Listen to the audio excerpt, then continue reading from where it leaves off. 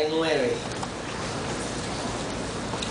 Es un tema que tomamos recientemente en una actividad que hubo de intercesores. Y fue un tema que oramos al Señor y vimos pertinente a que toda la iglesia supiera, reconociera y viera la importancia. Capítulo 39 de Génesis. Y a su vez vamos a tomar una porción de un evangelio en Lucas. Llevado pues José a Egipto, Potifar, oficial de Faraón, capitán de la guardia, varón egipcio, lo compró de los ismaelitas que lo habían llevado allá. Mas Jehová estaba con José, y fue varón próspero y estaba en la casa de su amo el egipcio. Y vio su amo que Jehová estaba con él, y todo lo que él hacía, Jehová lo hacía prosperar en su mano.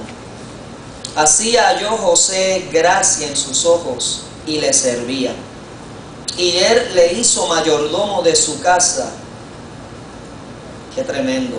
Y le entregó en su poder todo lo que tenía.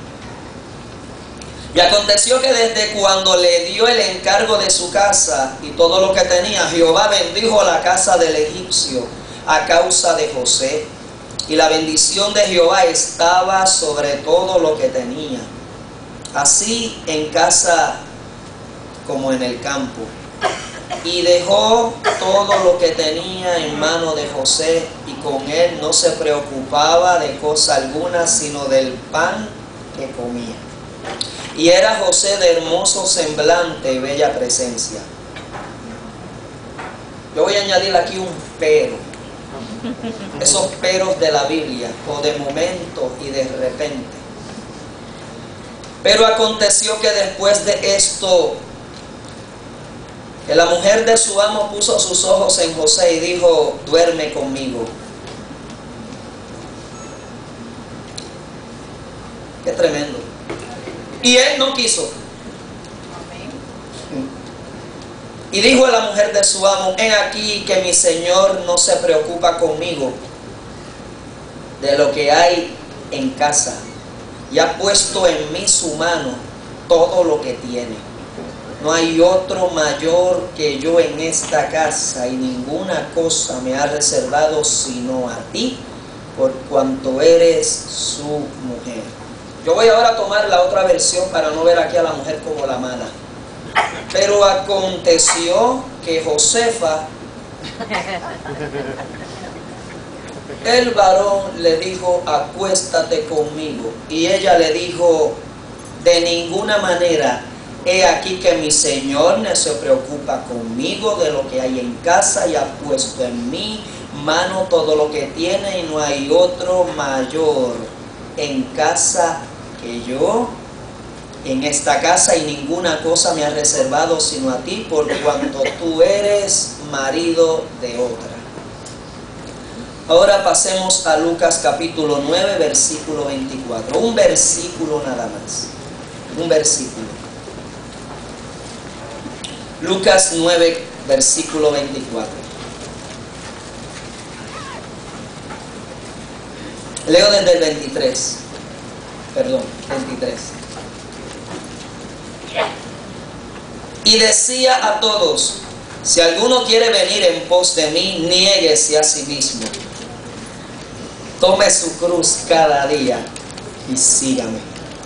Porque todo el que quiera salvar su vida, la perderá.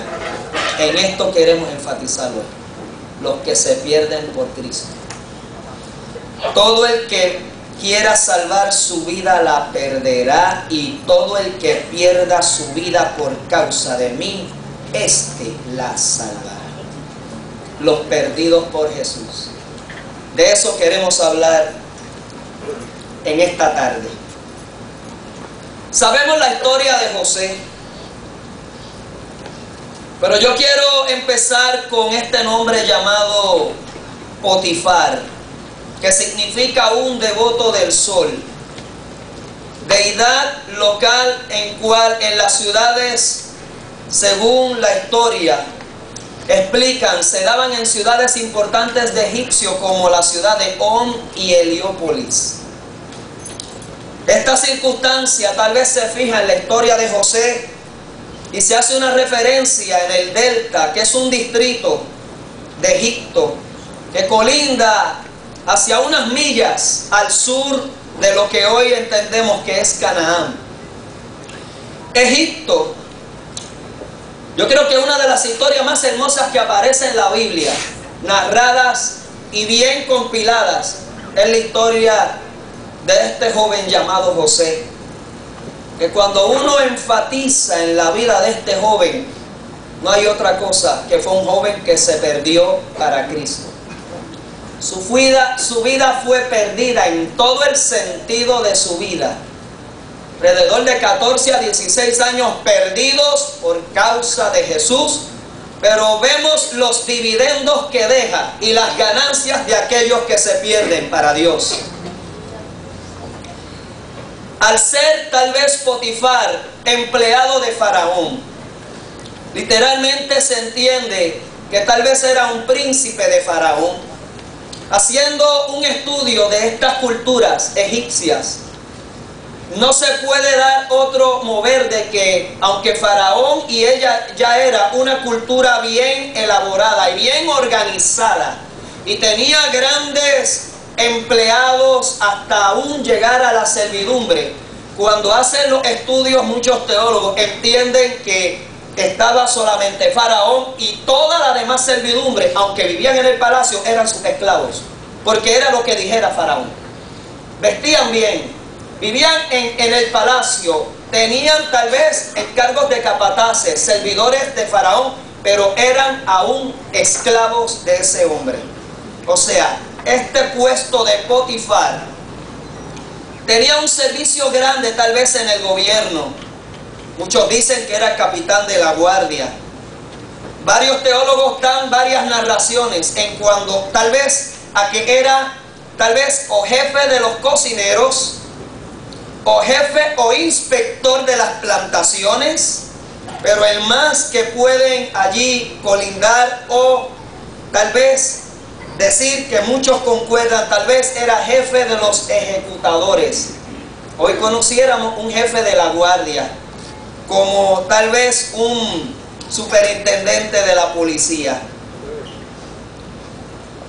o llamado el Sabut en egipcio. Sabemos que José, al ser el primer hijo legítimo de Jacob, sus primeros 10 hermanos son hijas de siervas de él. Pero este muchacho viene como ganancia primogénita de su esposa legítima. Y al ser patriarca, hay entonces unos privilegios hacia este hijo, error de un padre, al dar una atención más hacia un hijo. Le prepara una túnica de colores, le pone a hacer favores. Sus hermanos no ven esto con agrado. Confabulan entonces eliminarlo, dando un repaso a esta historia que ya muchos conocemos. Salvo por un hermano lo iban a eliminar, y si no es por Judá, que aparece en Génesis, aboga que dice no merece que llevemos la sangre de nuestro hermano. Mejor vamos a venderlo a mercaderes y a negociantes que pasan por esta área, ismaelitas. Reparemos y confabulemos que estaba en el bosque cazando y un animal lo devoró. Llenamos de sangre su túnica y hacemos hacer que él fue pues devorado por un animal, y le dan entonces esa noticia a su padre. Sabemos que este muchacho cae en garras de mano egipcia, y hay dos vertientes y dos tipos de esclavos.